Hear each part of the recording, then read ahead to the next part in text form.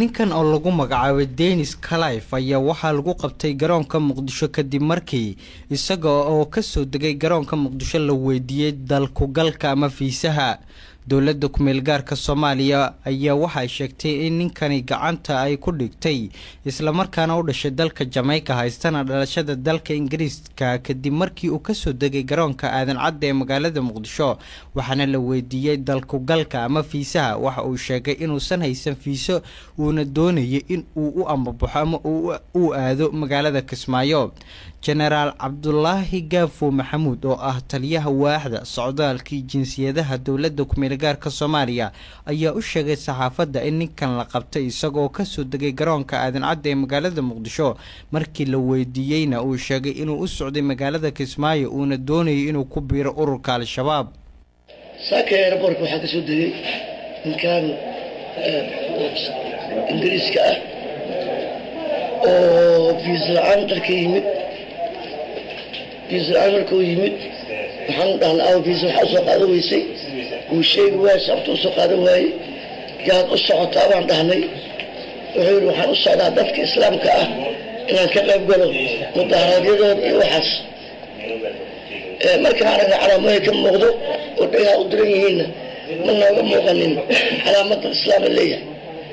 saastarteed waxa qasab noqotay inaan marka la la baaro waa la baaray waxaan farax badan laga helay waxaan anaga dacwo kama naqaan waxaan u diri doonaa dadkan fadnoo yimid asxaabtana ah oo analysis ku sameyn doono waxa la wixii wixii qaraxay waxaan qaraxayn kadibna ninkaas Paris loo dirayaa Paris waxa ka soo baxo ayaan la socodsi doonaa.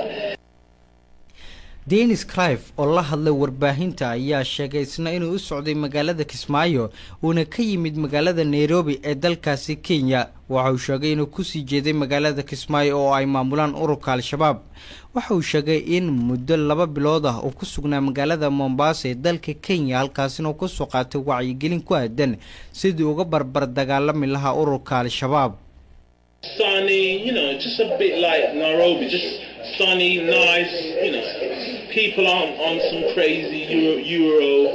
Eurovision footwear. Dennis Clive waxa uu sheegay in muddo 2 bilood ah uu ku sugnaa magaalada Mombasa ee dalka Kenya halkaas uu ku soo qaatay wacyigelin ku aadan sidii uga barbar dagaalami lahaa Al-Shabaab.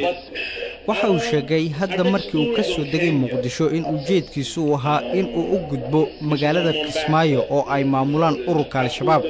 waxa uu tilmaamay inuu doonayay inuu ka qayb qaato ama uu ka barbar dagaalamo ururka Al-Shabaab dagaalada ay ka wadaan gudaha dalka Soomaaliya. All I know about Mogadishu is I've read stories on Kenya. Dennis Clive ayaa watay boorsooyin gaaraya ilaa 8 boorso iyo 2 laptop maapka Soomaaliya iyo qalab kale waxaana dhammaan qalabkaasi gacanta ku dhigay ciidamada midowga Afrika ee AMISOM oo gacanta ku haya garoonka Muqdisho. Dennis Clive waxa uu sheegay in uu tagay dalka Afghanistan uuna ka soo noqday haddana markii uu ka soo degay garoonka Muqdisho uu doonayay inuu u sii ambabaxo magaalada Kismaayo oo ay maamulaan ururka Al-Shabaab si uu ugu biiro. ninkan u dhashay dalka Jamaica haystana dhalashada dalka Britain ayaa markii uu ka soo degay garoonka Muqdisho waxa uu su'aalay shaqaalaha garoonka Muqdisho in ay jirto diyaarad u ambabaxaysa magaalada Kismaayo uuna doonayo in uu aado magaaladaasi. ururka Al-Shabaab ayaa waxa ka barbar dagaalama dagaalyahano fara badan oo shisheeya kuwaas oo ku sugan gobolada dalka Soomaaliya isla markaana qaarkood ay u dhasheen dalka Ingiriiska.